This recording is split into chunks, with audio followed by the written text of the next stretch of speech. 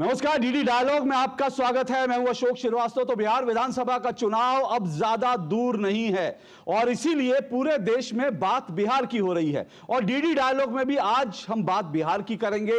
बिहार के तमाम दिग्गज नेताओं के साथ संवाद करेंगे, ये जानने की कोशिश करेंगे कि बिहार में किसकी बहार है, बिहार में जो हवा का रुख है वो किस तरफ है। 20 साल हो गए नीतीश जी वहां पर लगातार अपना खूंटा गाड़ कर बैठे हुए हैं, लेकिन तेजस्वी यादव, आरजेडी और कांग्रेस मिलकर ये दावा कर रहे हैं कि इस बार वो सत्ता पलट कर दिखा देंगे। मुद्दे तमाम हैं बिहार में जो इस वक्त चल रहे हैं, इस सब पे चर्चा करने के लिए हमारे साथ बिहार से एक बहुत खास मेहमान जुड़ रहे हैं। हमारे साथ गिरिराज सिंह जी जुड़ रहे हैं, केंद्रीय मंत्री और बिहार के दिग्गज नेता। जोरदार तालियों से स्वागत करें गिरिराज सिंह जी का। बहुत बहुत शुक्रिया गिरिराज सिंह जी, आप हमारे स्टूडियो में आए। बात बिहार की होगी, दो टूक होगी उनसे बात, लेकिन इससे पहले कि बात बिहार की शुरू करें, गिरिराज जी के सियासी सफर पर एक नजर जरूर डाल लेते हैं। देखिए गिरिराज सिंह जी का सियासी सफर। मैं गिरिराज सिंह।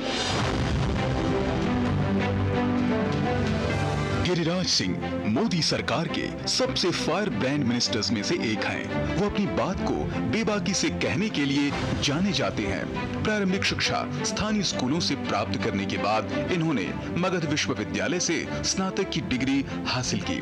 गिरिराज सिंह ने 2002 में राजनीति में कदम रखा और भाजपा ने उन्हें बिहार विधान परिषद भेजा। बिहार सरकार में पशुपालन व मत्स्य संसाधन विकास और सहकारिता मंत्री के रूप में भी काम किया। 2014 में गिरिराज सिंह ने केंद्र में सूक्ष्म, लघु और मध्यम उद्यम मंत्रालय में स्वतंत्र प्रभार राज्य मंत्री का कार्यभार संभाला। 2019 में बेगूसराय से दोबारा सांसद बने और पशुपालन, डेयरी और मत्स्य पालन मंत्रालय की जिम्मेदारी संभाली। 2021 में उन्हें ग्रामीण विकास और पंचायती राज मंत्रालय की जिम्मेदारी दी गई और 2024 लोकसभा चुनाव में तीसरी बार बेगूसराय से सांसद बनने के बाद इस वक्त वे मोदी 3.0 में टेक्सटाइल मिनिस्ट्री की जिम्मेदारी संभाल रहे हैं।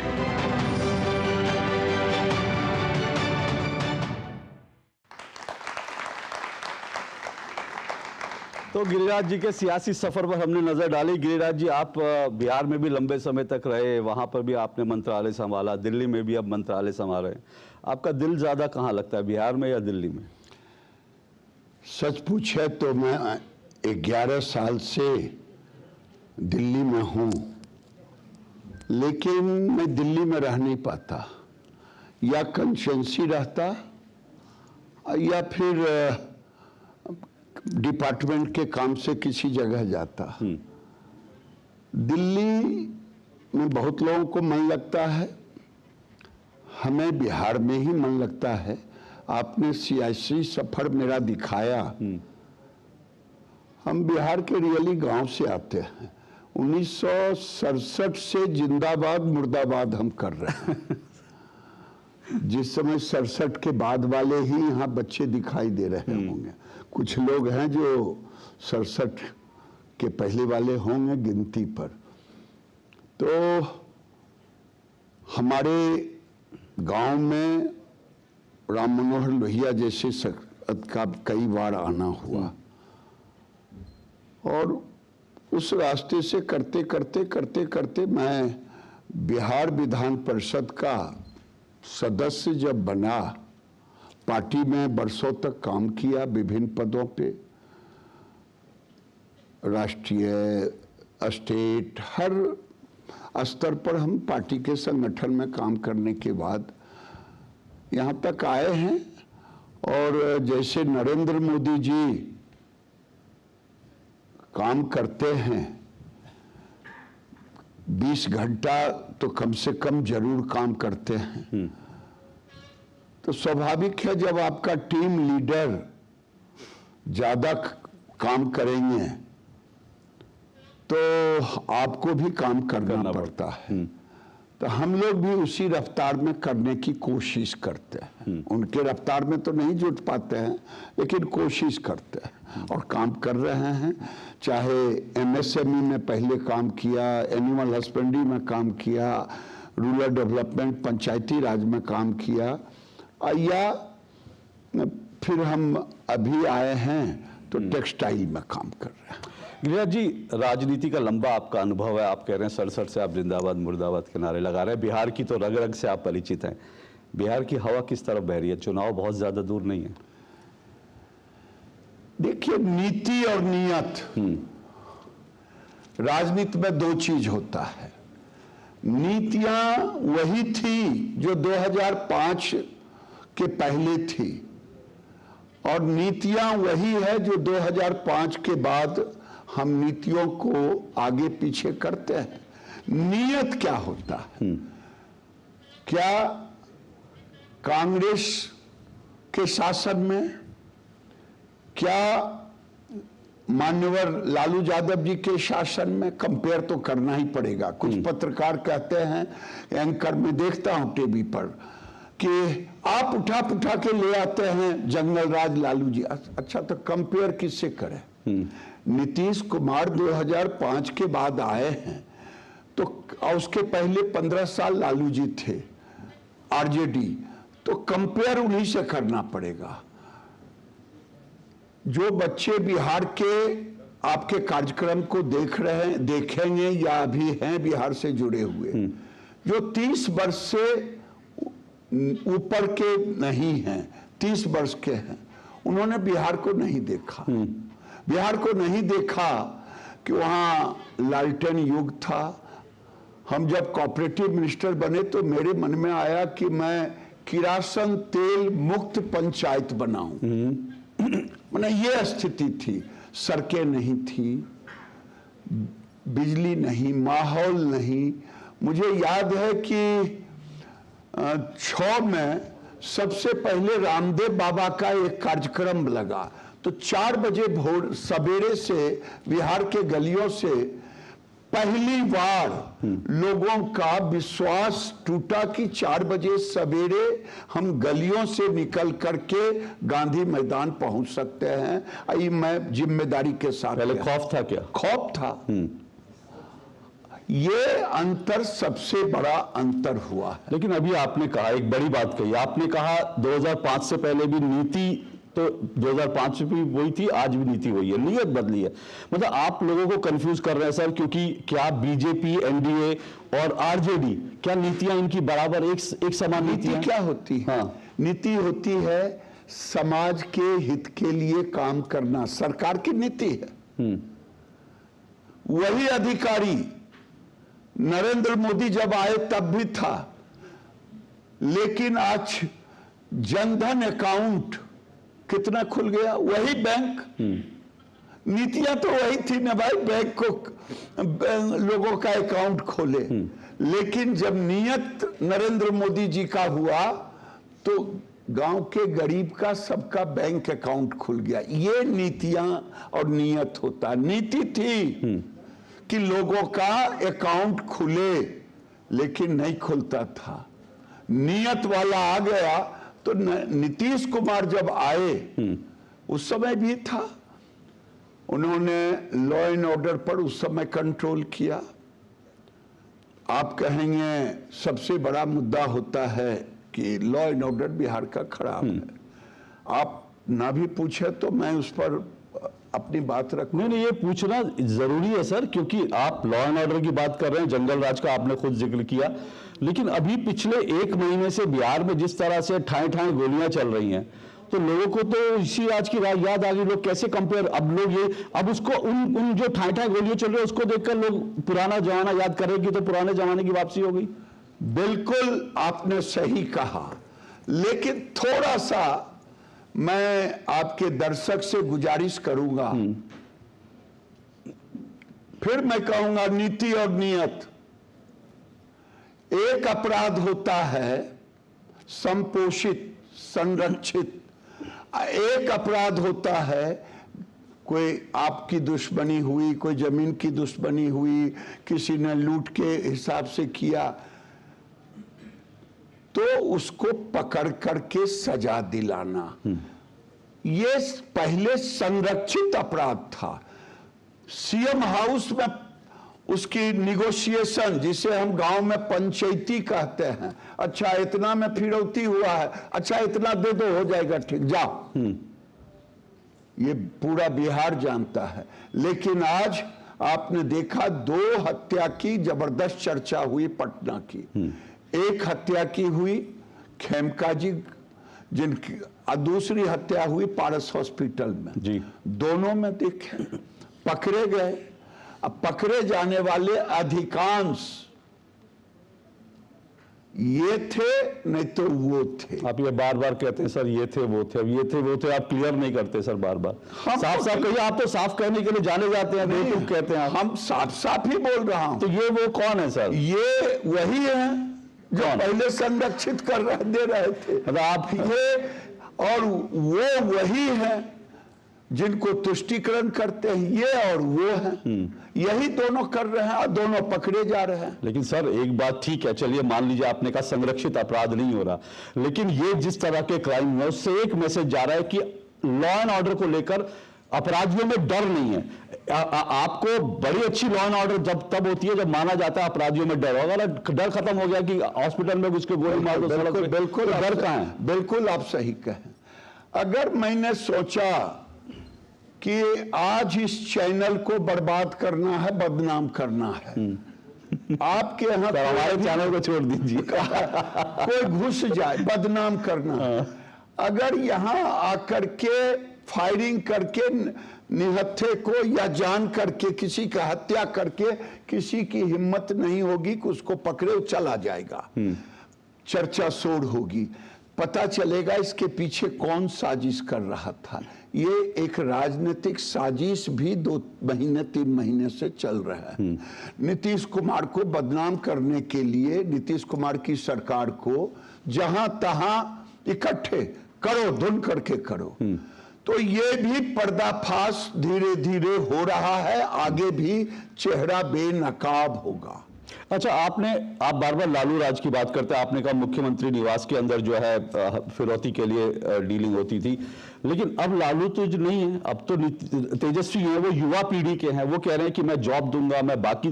तो आप तेजस्वी को रोकने के लिए लालू जी का याद क्यों कराते हैं? दोनों अलग पिता पुत्र है, लेकिन दोनों का अलग अलग हो सकता है तेजस्वी। भाई डीएनए एक बहुत बड़ा चीज होता है।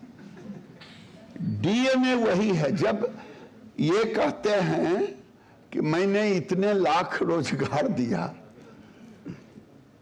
सरकार नीतीश कुमार की, और रोजगार ये दे रहे हैं। 3 साल नीतीश कुमार के साथ रहे, और जब ये लास्ट हटे एक रैली निकाला, फोटो होगा तो निकाल के देख लेंगे, रैली निकाला तो सब शहर में गए, मेरे शहर में भी आए थे। पता चला कि मैं उधर जुलूस निकाल रहा हूं, मेरे जुलूस को उधर पोस्टर उस्टर फाड़ दिया। कई शहरों में किया। जब रैली हुई तो जिनको अब तेजस्वी जी को कह रहे हैं हरियर का गमछा और लेकर के ऐसे ऐसे ऐसे ऐसे वो दिखा रहे थे।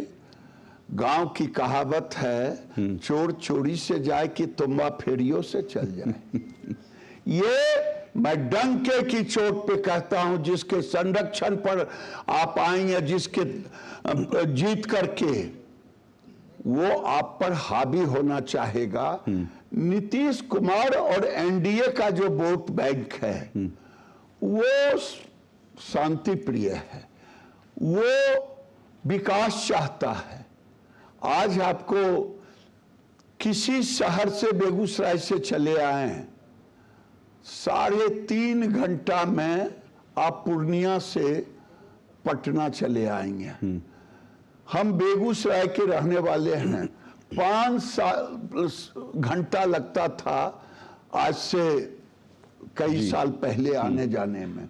आज मैं बेगूसराय से गांधी मैदान 1.5 घंटा में पहुंचता हूं। गिरिराज जी, आप लोग ये कहते हैं कि बिहार में बड़ा विकास हुआ, इस भरोसे आपको लगता है कि इस भरोसे एक बार फिर से आप लोगों की एनडीए की सरकार बनेगी, लेकिन विपक्ष कहता है अगर इतना काम किया है तो वोटर लिस्ट में गड़बड़ी करने के लिए चुनाव आयोग के साथ आप मिलकर जिस तरह से SIR चला रहे हैं, नाम काट रहे हैं, 50 लाख 60 लाख, इतने में तो पूरा का पूरा चुनाव इधर से उधर हो जाता है। मैं आपके ऑडियंस से प्रार्थना करता हूं कि आप खुल करके मुझसे पूछें SIR पर। मैं 4 शब्द पूछना चाहता हूं तेजस्वी यादव जी से, या जो यहां नौटंकी कर रहे हैं, राहुल जी भी जाएंगे 9 से 14, एक बार होके आ गए।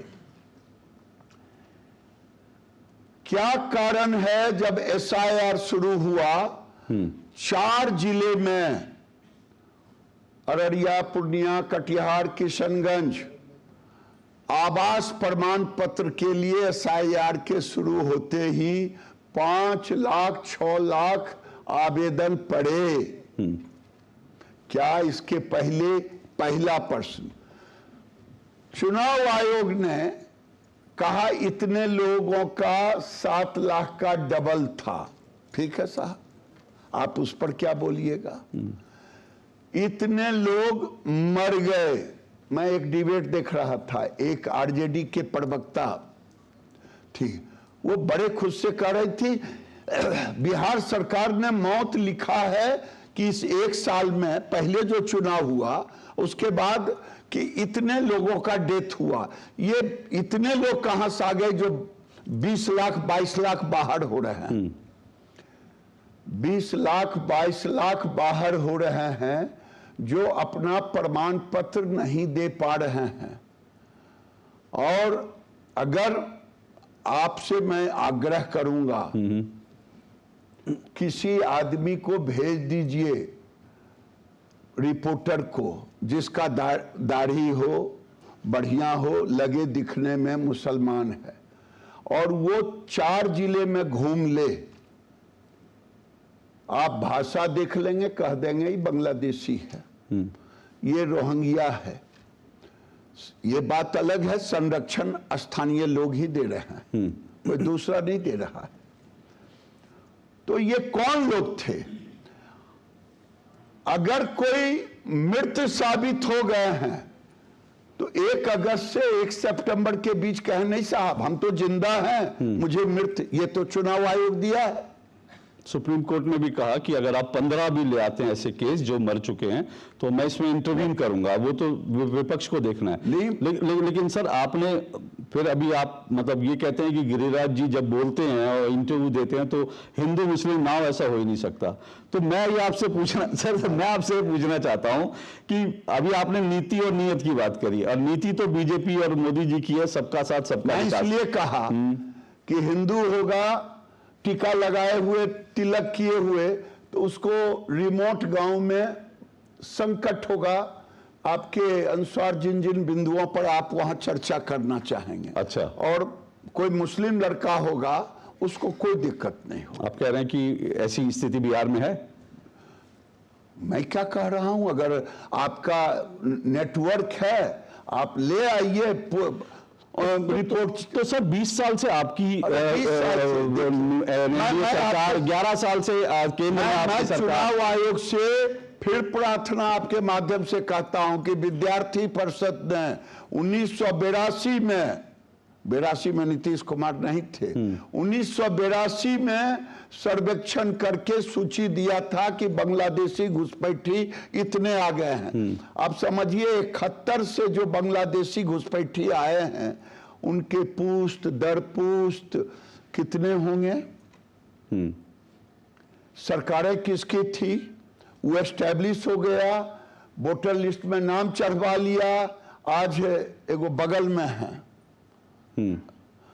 ममता दीदी जी, ममता दीदी के यहाँ रेड कारपेट बिछा रहता है, आइए मुंह कान धोइए, 5 दिन रहिए, फिर आपका रेट बन जाएगा, कार्ड उड आप चले जाइएगा।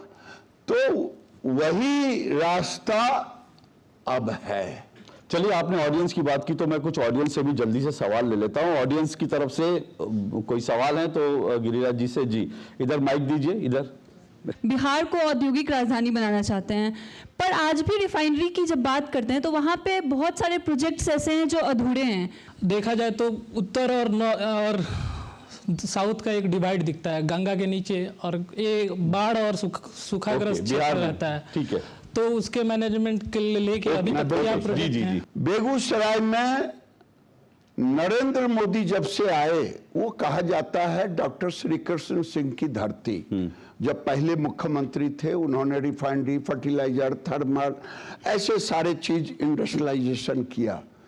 फिर कम्युनिस्ट का शासन बढ़ा, वहाँ सब तहस नहस हो गया, फर्टिलाइजर बंद हो गया था। रिफाइनरी अब एक तरह से गोदाम बनने जा रहा था IOCL का, क्योंकि आसाम में रिफाइनरी खुल गया था। नरेंद्र मोदी जी ने 25,000 करोड़ लगा करके हल्दिया से पाइपलाइन ला करके उस तेल शोधक कारखाना को चला रहे हैं और फिर उसके प्रोडक्शन साइज को बढ़ाया। कभी 1984 में राजीव गांधी जी ने कह के गए थे यहाँ पेट्रोकेमिकल्स होगा। राजीव गांधी जी 2 बार चुनाव कृष्णा शाही जी के नाम पर जीती, कांग्रेस जीती, लेकिन पेट्रोकेमिकल्स नहीं हुआ। नरेंद्र मोदी जी ने 50-60 हजार करोड़ लगा करके रिफाइनरी को पेट्रोकेमिकल्स तक ला रहे हैं। फर्टिलाइजर बंद हो गया था। गोरखपुर, बरौनी और सिंदरी उसमें भाग्यशाली हैं, 2-2 बार उसको लोगों ने किया और NTPC खोला, सड़कें बन। तो सर इतना विकास हुआ तो पलायन कब रुकेगा और लोग कब जाएंगे बिहार में नौकरी की तलाश में? बिल्कुल बिल्कुल आप सही कह रहे हैं। अब आप पलायन का रेशियो ऑफ सीजन का है, ऑफ सीजन का है। अगर इसमें आज भारत सरकार से लड़ाई हुई पाकिस्तान को, उसने उसके 7 एयरबेस को खत्म कर दिया, अब वो भरते भरते परेशान है। उसी तरह से लालू जी की खाई थी, नीतीश कुमार ने पहले उसको भरा और भरने के बाद आज वहां चमचमाती सड़कें हैं, 22 घंटा बिजली मिलती है। जब एयर कनेक्टिविटी बढ़ा है, एयर कनेक्टिविटी बढ़ा है। आप जाए पटना, आप पटना से जब आए तो लगेगा 5 साल पहले 10 साल पहले आए होंगे, लगेगा नहीं पटना का एयरपोर्ट है। दरभंगा में एयरपोर्ट, पूर्णिया में एयरपोर्ट, 10 एयरपोर्ट का हुआ है। कनेक्टिविटी को दिया गया है, रोजगार के भी अवसर पड़ रहे हैं, एथेनॉल का यूनिट बैठ रहा है। तो कितना साल, जल्दी से कितना साल के आपको लगता है टारगेट है कि भाई बिहार से पलायन पूर्ण रुकेगा? अभी नीतीश कुमार की सरकार ने कहा है कि हमने 10 लाख लोगों को सरकारी नौकरी दिया और 20 लाख से ऊपर निजी, और अगले बार हम 1 करोड़ लोगों को रोजगार की योजना बनाए हैं। तो जब रोजगार होगा, अब देखिए रोजगार की परिभाषा भी बदल गया है। रोजगार का मतलब ये नहीं होता है कि आज चैनल के अंदर रोजगार है। प्राइवेट चैनल कितने हैं, वो प्राइवेट है। आज जब मोदी जी की सरकार आई उस समय 13 करोड़ EPFO नंबर था, आज 30 करोड़ है। तो ये 30 करोड़ किसका है? बिहार वाले का भी है, दिल्ली वाले का भी है, गुजरात वाले का भी है, उसमें सारे देश का है। अगर वहाँ 4 एथेनॉल की नई फैक्ट्री बैठा। ठीक, अब मैं आपसे बहुत संक्षेप में छोटे छोटे राजनीतिक सवाल, क्योंकि चुनाव का वक्त है। 2015 के चुनाव में लालू यादव जी, क्योंकि आप लोग अलग लड़ रहे थे, लालू यादव जी बीजेपी से बार बार पूछते थे, मैं आता हूं उस पर, बार बार पूछते थे कि भाई दूल्हा कौन है आपका, दूल्हा कौन है? इस बार जो है दूल्हा कौन है NDA का? दूल्हा मेरा फर्स्ट क्लास एकदम पॉलिटिकल डेंटिंग पेंटिंग होकर के बैठे हुए हैं नीतीश कुमार। रोज घूम रहे हैं, रोज आ रहे हैं। दूल्हा नीतीश कुमार ही है। नीतीश कुमार के नेतृत्व में हम चुनाव लड़ेंगे। लड़के ने कहा था उत्तर बिहार के लिए। उत्तर बिहार में 22 जिले हैं जहां बाढ़ आती है, और उत्तर प्रदेश के भी कुछ जिले हैं जो बाढ़ से ग्रसित होते हैं। लेकिन बिहार में नरेंद्र मोदी ने पिछले हमें 50,000 करोड़ से ऊपर का राशि जो नहर बनाने के लिए, नदियों से जोड़ने के लिए दिया है उसका, क्योंकि नेपाल से पानी छूटता है और वो दोनों तरफ आता है। तो हम नहर के द्वारा एक योजना अभी स्वीकृति हुई है उसका भी निदान करने की कोशिश कर रहे हैं। चलिए एक जल्दी से, क्योंकि आपने कहा दूल्हा नीतीश कुमार होंगे, बीजेपी वहां पर हमेशा बड़ी पार्टी कोशिश कर रही है फैलने की, क्या बीजेपी के मन में नहीं आता, या आपके मन में, आप इतने पुराने नेता, आप लोगों के मन में नहीं आता कभी आप भी दूल्हे की तरह से आपको प्रोजेक्ट किया जाए कि बिहार के मुख्यमंत्री हो सकते हैं ये लोग भी? एक तो मैं संगठन का आदमी हूं और हमारे यहाँ ईमानदारी मैं कहता हूं, महादेव को साक्षी मान के हम लोग जब राजनीति में आए थे तब मालूम नहीं था कि मैं बिहार में भी 2 बार मंत्री बनूंगा, 3 बार दिल्ली में बनूंगा, ये मुझे नहीं मालूम था, पार्टी ने बनाया। ये जरूर मैं जानता हूं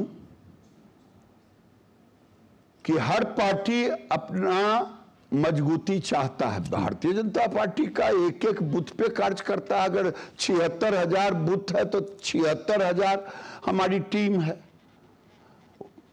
तो इसलिए, लेकिन हमारे नेता होंगे नीतीश कुमार, ये तय। बिल्कुल समझिए, लेकिन बहुत संक्षेप में 30 सेकंड में, आप फायरब्रांड नेता बीजेपी के माने जाते हैं, आपके बयान लगातार वायरल होते हैं, आपने नीति और नीयत की बात करी। मोदी जी की नीति जो है वो है सबका साथ सबका विकास, आपकी बाइट अलग अलग कई बार होती है, आपको कभी डांट पड़ी है कि भाई आप इस तरह के बयान ना दें? देखिए, अब आप कहिएगा कि हम पूछ दें कि आपको बीबी से कभी झगड़ा हुआ है, तो आप बताइएगा। तो वो हमारे गार्जियन हैं, हमारे अभिभावक हैं, हमसे बड़े हैं, हमसे 2 साल बड़े हैं जी। तो यहाँ तो 2 घंटे के बड़े भाई होते हैं, वो बड़े होते हैं। हाँ। मेरा बड़े भाई छोटे भाई का संबंध है, वो 1000 बार भी मुझे डांटते रहेंगे, लेकिन मैं सबको कहूंगा नरेंद्र मोदी ही एक ऐसे नेता हैं जिन्होंने भेदभाव कभी नहीं किया। जो लोग हमसे पूछते हैं, कोई बता दे कि आयुष्मान भारत कार्ड जी हिंदू को मिला, मुसलमान को नहीं मिला। हाँ। कोई बता दे कि प्रधानमंत्री आवास हिंदू को मिला, मुसलमान को नहीं मिला। बिजली हिंदू को मिला, मुसलमान को नहीं मिला। गैस का चूल्हा हिंदू को मिला, मुसलमान को नहीं मिला। जब भेदभाव ही नहीं है, चलिए। और किसी ने कसम खा ले कि गिरिराज को वोटें नहीं देंगे, तो मैं क्या करूं? चलिए, तो गिरिराज जी के साथ 2-2 की चर्चा हुई और बड़ा खुलकर बोले। बहुत बहुत शुक्रिया गिरिराज जी हमारे साथ आने के लिए, चर्चा करने के। जोरदार तालियों के साथ गिरिराज जी का एक बार फिर बहुत अभिनंदन, बहुत स्वागत sir, thank you so much.